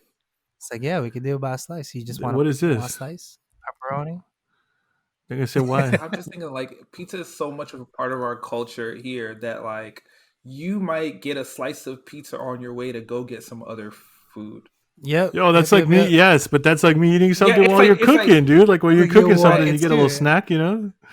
Yeah, I'm just like, I left the barbershop. I walked across the street. I got a slice just like out of muscle memory. I'm like, I don't even want this. I'm gonna eat it because it's good. Give me a beef patty and some cocoa bread. Like let's just like you said, it's part. It's like a utility, man. It's like something that's part of a lifestyle. It is utility. There.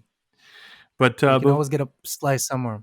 Yeah, but before you go and get a slice, Sean, like I said, just bring me in one and bring one for KC, please. I'm okay with pepperoni or cheese, either one. You know, I'm not sure what my boy KC wants, but I'll get the next slice when you go again. You know. Oh, yeah, just a pepperoni for me too. That's it. Not too crazy. I can't eat more than 2 slices though. You know, because lactose. Sean too. He can't do. Wait, you're both lactose? You know, like I said, I gotta. Yeah, what? But you know what? You make your sacrifices for what you love, right? My boy ready to die for pizza. Hey, like Biggie. You know man, he put it all on the line for both of you guys. Put it on the line for pizza. I don't blame you though. I do the same thing. Yeah, you know, you call home. You know what I'm saying? You make sure you got your 2-ply or 3-ply, depending on like how you're feeling that night. You know what I'm saying? Make your final calls, Mom. I love you. I'm about to take this slice. You know? Yeah, really, babe. You know, crack a window. It's all right. It's for the love. It's for the culture. And you know, get your slice. Just let me get this EpiPen ready. That's not the same thing, right? Oh man, that would be pretty hardcore. Need to pop an EpiPen for you know what? For a slice, yo. Shout out to Real Food Allergies, man. I know. I don't have any. Yeah. Do you guys have any? Yes, I do. Okay. I am allergic to certain varieties of shellfish, which is crazy when you work in a seafood restaurant. I was about to say, man. Yeah, Sean, blowing up. He's allergic to oysters. Okay, so he touched one. He's Yeah, like in the oysters. walk-in blown up. He can't do oysters. Did his hand ever Yeah, like like eating them is no good, and like coming in contact with them, like oh damn, gives your boy a rash. Yeah, fucks him up. But hey, man, you still, I'm but good, again, no allergies if for you me. work in a place that has all of the equipment that you need, you can still, even if you have those issues, you can still work safely. Yeah, you know. Yeah, absolutely. So again, that's key. Like it was never really an issue for me at work. I'm gonna drop a little secret. Yeah, I used to be a line cook for a year and a half. Oh wow! Okay. Yeah, when I was 18, I started it as like a prep cook, chopping the a McDonald's. No, it was a line cook at Six Flags. Dude, they had a restaurant. They had a restaurant, and I started as a prep cook, chopping salad and tomatoes and shit. And then the guy quit. The guy quit, and they were like, "Hey, you know how to chop stuff? You want to be a line cook?" And I was like, "Yeah, fuck it, why not?" That's how it goes. That was one of the most fun jobs I've had. That's literally how it goes. I feel like that's everyone's story. They're just like, that dude quit. You have arms. That's it. Get in there, kid. You've been chopping tomatoes and onions. And then they gave me a cheat sheet, and that was it. That's literally it. Can you cut these tomatoes? Have you cut yourself? No. Can you show up on time? Yes. Get on that line. You got the job. The most fun I've ever had. Oh, dude, it's great. Like, to me, it's the thing that I'm going to miss about it is like, in the thick of all the energy, it's like playing pickup basketball. You know what I'm saying? It's like super, super dynamic. You're looking up and down the line. Everyone is working hard. You get to see the immediate result of your work. You're satisfying someone, and then you get to do it again. Hell yeah! And I know that there's probably nothing that's gonna be similar for me in my professional life. At least I don't intend it to be like that. But yeah, man, it's a good run. It was a good run, especially with good people. I'll drop another secret there. We were so young, right? I was only 18 when I had that job. 17 when I started. We used to play a game. Who could stay in the walk-in the longest with no? Oh my god, dude. Bringing back the memories. That was, like I said, that was the most fun I've had. But all the line cooks, when it was slow and everything was ready to go, we would stay in the walk-in and see how long we could stay in with just our shirts on. Again, man, those are office hours for us. Oh, those are office hours. Yeah, definitely. That's all. And sneak a fry here and there. Hey, man, look, how much do you like, Casey? How much do you figure in a given week, like, fries were just grazed, like, from employees? Bro, did I ever tell you, like, we were losing a case and a half of fries every week? I could believe it. Like, easily. Yeah, easily. And I'm just like, well, you fucking idiot! Like, what the fuck? And I don't blame him, man. It's so easy. That's cost. That's what I do, by the way, man. It's more of a numbers game. Once you get to the exec level, like, it's monitoring your levels and monitoring the numbers and prices. That's more so what we're doing in addition to the cooking and stuff. Sean will be the second person to do it with me because you need more eyes on products. And then he shares the numbers headaches with me, but that's what we specialize in specifically once you get to that level. Not so much of the cooking, but whenever you start seeing, in our last years there was more cooking, but it gets ridiculous. Yeah. If you ever see shortages, just think of the story I told you about the fries in the freezer, and try to think of the time you stole fries. Oh man! Before we sign off, though, you said Sean hoards games. And then we just moved on. I got to hear about this, man. Does he have a whole closet behind him or something? Like, okay, all right. So I don't know if you can see. I'll tilt my shirt up right now. I'm rocking a retro Dreamcast shirt. Yes, in the style of the Super Famicom. So that's like a deep cut for all my gamers out there. Okay. Super deep. Yeah, man. I've been playing and collecting video games since the Atari 2600. Like, it came out before I was born. My parents, I think they just got it because, like, it was a cool thing to have. And, like, my parents showed it to me and I was, like, hooked ever since then. So that's right. Okay. Throughout the years, let me see if I can remember all the stuff I've had. I've had a Nintendo, a Game Boy, a Super Nintendo, a Genesis, a Mega Drive because I had the Japanese version. I Mm-hmm. had a Game Gear, a Neo Geo Pocket, all Damn. sorts of variants of Game Boy Advance and SP and all that stuff. PlayStation 1 through 5, all Okay. the Xboxes, He says a some light, GameCube, an some light, 1 N64. through 5. Yeah, you know what I'm saying? Like, yeah, you know, you gotta stay current. You know, all the Xboxes except for the current one. A Dreamcast, a few of those. Like, Mm-hmm. you know, like video games are my passion. Like, I generally have a love for the craft, the culture, you know, the people behind it, and yeah, man, I feel like when I am at retirement age, I would love to, you know, spend the last bit of my eyesight and manual dexterity trying to beat some of the games that I picked up over the last years. Okay. It's a Okay. Yeah, lot, Manny. yeah, It's a yeah, lot. I He's believe it. backlogged like 10 years, bro. yeah, yeah. Just just getting Yo, games do you have any because plans to have he more waits for kids? discounts. Um, yes. Right. I mean, I have, like I said, I have one now. How many Maybe more do you like want? to have maybe like one. Right on. No, the reason I ask is because like Yeah. the more you have, because I have two, and the more you have, the Mhm. you're gonna prolong your 10-year gaming streak. That's why I ask. Oh, yeah, yeah, yeah. I mean, even right now, again, it's not like at this point, it's not even about specifically like buying them. In fact, like over you know, this like COVID layoff, I guess if you want to call it that, you know, I actually pared down my collection significantly because it's just like I was, you Mm. know, moved here, moved there, and it was literally taking up like an entire closet. And I looked at my wife and I'm Yeah. just like, all right, look, like I will pare all of this down. And it was actually quite a fun summer, you know, selling some of like the more rare stuff on, you know, eBay and Facebook Marketplace and kind of getting it to people who would appreciate some of my collection. But yeah, like at one point in time, I even managed a GameStop, you know, Whoa. and yeah, I'd like Yeah, yeah, at yeah. some point in my life, if I can kind of pull off the tech career that I would like to kind of see through, I would love to get my name in the credits of a production video game of any scale, Okay. you know. You So get that that is done. a yeah, yeah, yeah. Again, I need to see, like, I feel like I need to see that happen, Uh, like to kind of bring it full circle. Yeah, I think it'll CD happen. Project Red.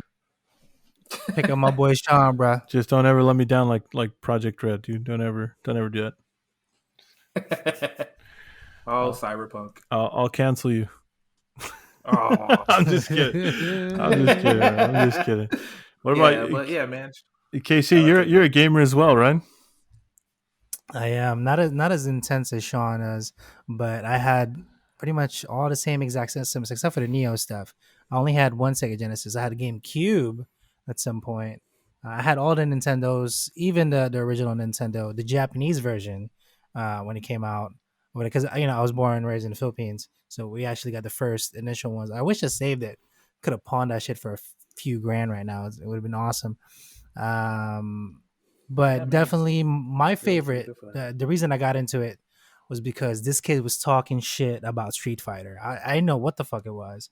So this was before Oh we no had no! I hate that kid in already. the arcades, bro. Yo, I was like, what are you talking about? I Yeah. was like, yo, here, let's go play this game. And after that, hooked. Street Fighter Classic for me was the beginning of my career, let's say, in the video game world. And after that, I was just hooked. And I've always played Ken. Ken was my dude. And after that, fighting games for me was my prime of choice Is Ken the in guy video with game the format. bandana on his head? The That's red one. Ryu, and Ken is the white dude with the blonde hair, Ah, Mhm. okay. Hey, the red kid. look. The I'm a two gamer guys too, that do guys. Don't Hadouken. yes. And whoever that kid was talking smack to you, Uh, dude, I hate him already. You know what I'm saying, Yeah, dude? he's sick. Don't. Yeah, that guy can never come he on was this trying to show podcast. off. But It's like I was like, bro, I was like, I've never played this. Like I loved it though, man. After that, it was just like, yes, that's what's up. Did you guys have like an arcade culture coming up? Like here in the city, you know, there were like we had like arcades, but like you'd have like maybe 2 arcade machines inside like a random building. Like you go into a bodega and they'd have like a Street Fighter and another thing. That's the way it was. It wasn't really like that here on the West Coast. Okay. Yeah. No. And for us, it was all about putting your quarter up on the machine and waiting your turn. Oh yeah. Yeah, bro. It got serious. No, man, there was no respect over here, dude. You put your coin in, it's your turn, bro. Get the fuck out of the way. That's how it was, man. Yeah, man. There's a few people in front of the machine. And, it's like, hey, like if you're serious, you're gonna put your quarter. There's like a little sliver of like bezel by the screen. You put your quarter up, and as soon as So I got next. You got next up. You're next. You know what? Playing pickup basketball. Pizza places had arcades though. That's what I remember as a kid. Yes. And here, all of them had like great games. Mm-hmm. Agreed, man. Pizza was but the games were all right. Yeah. There was so much of an arcade culture in New York City when, with like Street Fighter. Like there was a whole like bunch of like bootleg versions of the game too. Was there? So like you try to like find like, oh man, who has the Rainbow Street Fighter? And it was so weird. You'd press the start button and you could like change your character mid-match. It was just weird, but like kind of growing up in like the mid-90s when arcades were arcades, it was cool to kind of find that new spot. Like, dude, I heard there's a laundromat over here. They got NBA Jam and Mortal Kombat too. It's like, really? All right, well, we got to go over there now and see what's up. We got to go to that spot. Yeah, that's how it is. Arcades are dying though, for sure. I mean, they're not really a thing anymore. They are done. It's like nothing but Dave and Buster's and giant versions of the same games you could play on your PlayStation or your phone. But no disrespect to Dave and Buster's. If they ever want to sponsor the show, feel free to. But damn, they're expensive, dude. Oh my god! Like I spent almost $100 just hanging out there with games and like I thought, what is this? Like, but then you realize it's like an adult Chuck E. Cheese. Yeah, that's literally that's what it is, man. They just followed us into adulthood. Just get wasted, and you'll be fine. I'm hoping I can take it to retirement, man. All right. Well, guys, I appreciate you guys coming on. It's been awesome. I think you guys, honestly, I hope you guys bring a lot of change in the industries you guys go into or stay in. I know, Sean, as you leave and you go into a new industry, I mean, it sounds like you did awesome in the food industry, and I hope you do great wherever you decide to go. And KC, as you stay and keep growing in that industry, I hope to see you on one of the cooking shows one day. I don't know if you're against those, but I want to see you on TV. I don't mind it. I want to see you on TV as one of the judges. This is KC, owner or blogger, whatever it may be of X, Y, and Z. And Sean, if I want to see your name in game credits, but it better be a good game. Oh, it will be. Oh man, guys. Well, this is Sean and KC from the Chef Salty Pork podcast. Thanks for coming on, guys. Thank you. Thank you.